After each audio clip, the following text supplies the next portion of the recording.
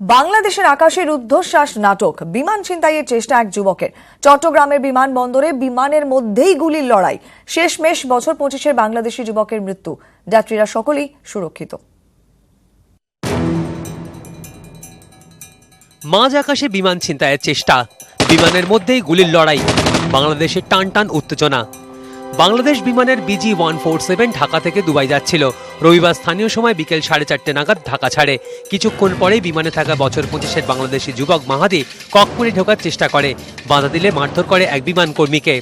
এরপর ককপিটে ঢুকেই পাইলটের দিকে বন্দুক তাক করে ওই যুবক, কিন্তু বিমান চালক তাতে ঘাবড়ে না গিয়ে মাথা ঠান্ডা রাখেন। একটি বোতাম টিপে বার্তা পাঠিয়ে দেন চট্টগ্রাম ATC-কে। বিকেল 5:40 নাগাদ আইসোলেশন বেতে বিমানটিকে নামানো হয়। ততক্ষণে র্যাব, বাংলাদেশের বায়ুসেনা এবং বিশেষ প্রশিক্ষণপ্রাপ্ত বাহিনী চট্টগ্রামের শাহ আমনাত আন্তর্জাতিক বিমানবন্দরে পৌঁছে গিয়েছে। ওই যুবকের সঙ্গে টানা কথা বলতে থাকে র্যাব।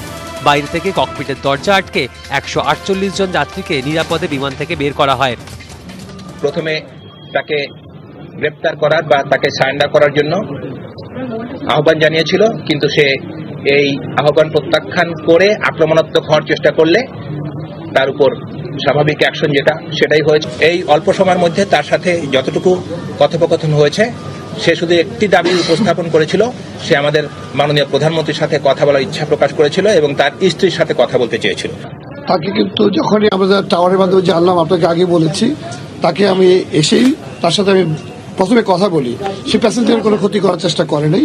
তার ওই একটাই দাবি ছিল যে মাননীয় প্রধানমন্ত্রীর সাথে কথা বলতে চান, পরিবারের সাথে কথা বলতে। কথায় ছিঁড়ে ভেজেনি, শুরু হয় অপারেশন। বিমানের মধ্যে ঢুকে পড়ে বাংলাদেশের বাহিনী, চলে গুলির লড়াই। খালি ঠাস ঠাস করে 2-3টা আওয়াজ শুনছে। একটা ছোট ব্যাগ নিয়ে পিছন থেকে দৌড়ে গেছে লোকটা। ওখানে খালি বলছে, লাস্ট আওয়াজ শুনছি যে কেউ উঠবে না, জায়গায় বসে থাকো। পাইলটের ওখানে গেছে, 2-3টে ফায়ার দিয়েছে। ফায়ার দেওয়ার পরে খালি বিমানটা একবার ডান খায় একবার বাম খায়। 8 মিনিটের নিখুঁত অপারেশন, মিশন সাকসেসফুল। গুলির লড়াইয়ে আহত হয় বিমান ছিনতাইয়ের চেষ্টা করা ওই যুবক। পরে সে মারা যায়। কিন্তু একজন যুবক পিস্তল নিয়ে বিমানে উঠল কিভাবে? নিরাপত্তায় কি কোনো গাফিলতি ছিল? এর পেছনে কি কোনো জঙ্গি গোষ্ঠীর হাত রয়েছে? সবই খতিয়ে দেখছে Dhaka. News 18 Bangla. Any desk app ব্যবহারে সতর্ক করল national Payment Corporation of India এবং RBI। অজান্তেই চুরি হয়ে যেতে পারে ব্যাংক এবং আধার সংক্রান্ত সমস্ত তথ্য।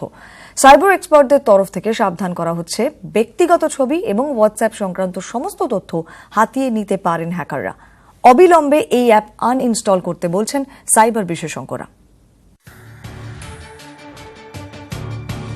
ডিজিটাল ইন্ডিয়া নিয়ে দেশ জুড়ে প্রচার চালাচ্ছে কেন্দ্রীয় সরকার। ডিজিটাল পেমেন্ট ব্যবস্থার ওপরই জোর দিতে বলছে কেন্দ্রীয় অর্থমন্ত্রক। ফলে ক্রমশ ওয়ালেট ব্যবহারকারীদের সংখ্যা বাড়ছে। আর এখানেই লুকিয়ে আছে বিপদ। বিপদের নাম এনি ডেস্ক অ্যাপ।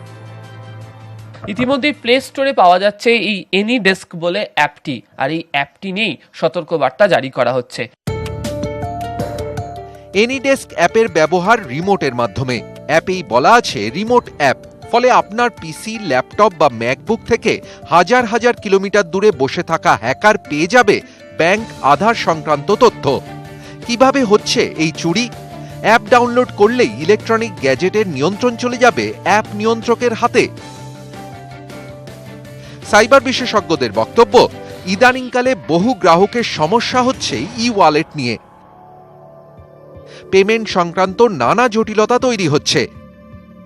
সেই সমস্যা মেটাতে গিয়ে গুগলের সাহায্য নিচ্ছেন অ্যাপ ব্যবহারকারীরা। গুগলের তৈরি হয়েছে একাধিক পেজ, যারা সাহায্য করতে প্রস্তুত বলে নিজেদের ওয়েবসাইটে জানিয়ে দেয়। সেই ওয়েবসাইটে যোগাযোগ করলেই এনি ডেস্ক অ্যাপ ইনস্টল করার নির্দেশ দেওয়া হয়। ইনস্টল করলেই অ্যাপ নিয়ন্ত্রক সংস্থা রিমোটে ইলেকট্রনিক গ্যাজেটের নিয়ন্ত্রণ পেয়ে যায়। অ্যাপ ব্যবহারের জন্য পাঠানো হয় 9 ডিজিটের পাসওয়ার্ড। সেই পাসওয়ার্ড পাঠাতে হয় ওয়েবসাইটে বা অ্যাপ নিয়ন্ত্রকের কাছে। তারপরই পিসি, ল্যাপটপ, মোবাইল বা ম্যাকবুকে থাকা সমস্ত তথ্য চলে যাবে হ্যাকারদের কাছে।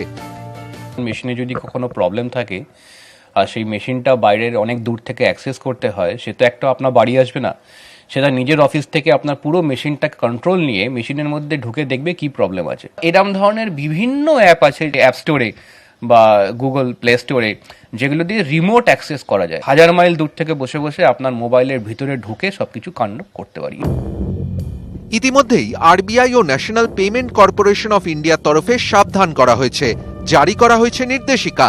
সাইবার বিশেষজ্ঞদের বক্তব্য, অবিলম্বে আনইনস্টল করুন অ্যাপ। কখনো এরকম ধরনের রিমোট অ্যাক্সেস টুল, সেটা এনি ডেস্ক হোক বা যে কোনো ধরনের রিমোট অ্যাক্সেস টুল হোক, সেটা মোবাইলে ইনস্টল করবেন না। যদি ইনস্টল করেনও, সেটা আননোন লোককে তার অ্যাক্সেস দেবেন না। সাইবার বিশেষজ্ঞদের বক্তব্য, ডিজিটাল পেমেন্ট নিয়ে অধিকাংশ ব্যক্তি জানেন না, ফলে ডিজিটাল হাইওয়েতে প্রতিদিনই দুর্ঘটনা ঘটেই চলেছে।